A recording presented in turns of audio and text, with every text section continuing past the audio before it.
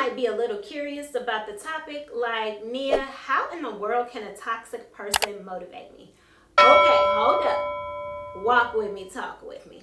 So, toxic people actually have the ability to show us how we don't want to live our lives. Toxic people show us how we can actually make changes in our own lives. So I'm going to give you all the 3 ways in which toxic people motivate me.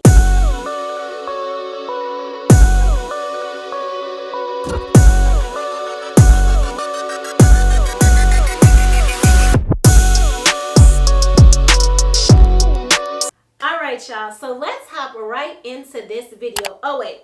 Before we hop into this video, make sure you hit that subscribe button. That way you'll be notified whenever I'm posting new content.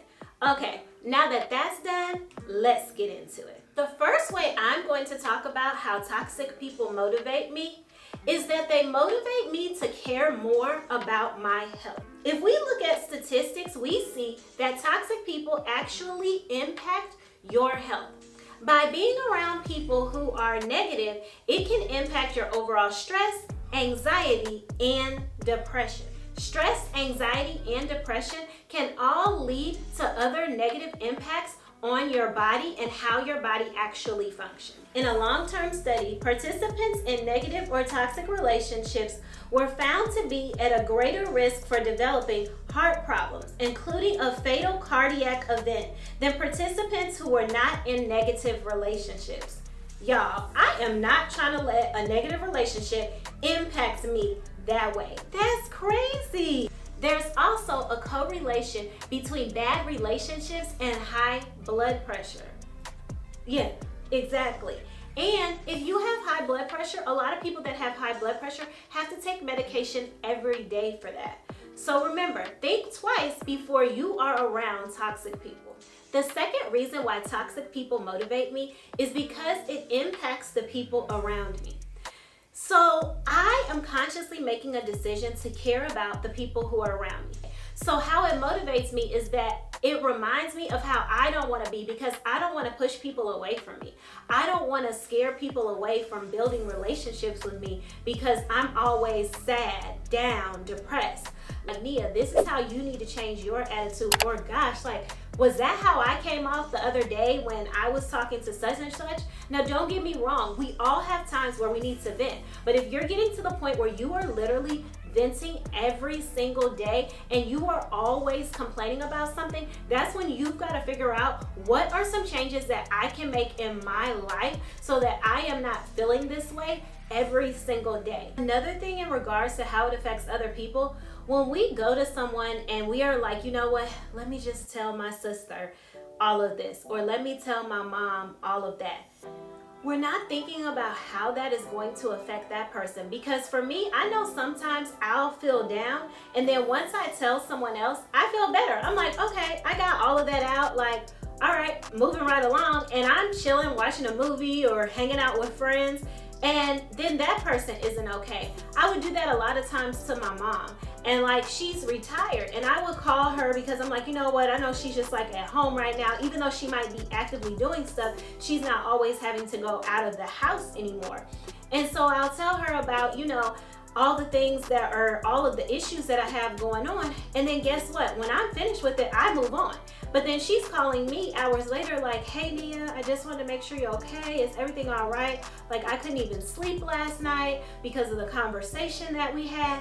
And I started thinking, like, do I want my mother not being able to sleep because I called her over something that didn't even affect me that long? Like, do I really want to impact my mom like this, somebody that I love and I care about? No, I don't want to do this to her. I don't want to do this to my friends. So it starts with me. I have to make those changes first. The next time you get up and pick up the phone and decide to call someone and start complaining about something, think about if you can come up with a different solution. If you can figure out how you can actually resolve what's going on. And is it really that big? Is it really that important? Or can you just let it go? I think at this phase in my life, I'm really just learning to let things go because my peace is more important than anything else, and yours should be too. The third reason why toxic people motivate me is because it shows me how when you're toxic, it really can steal your joy. It can steal all of the happiness and the moments out of your life. Because life is fleeting, we want to enjoy every moment that we have.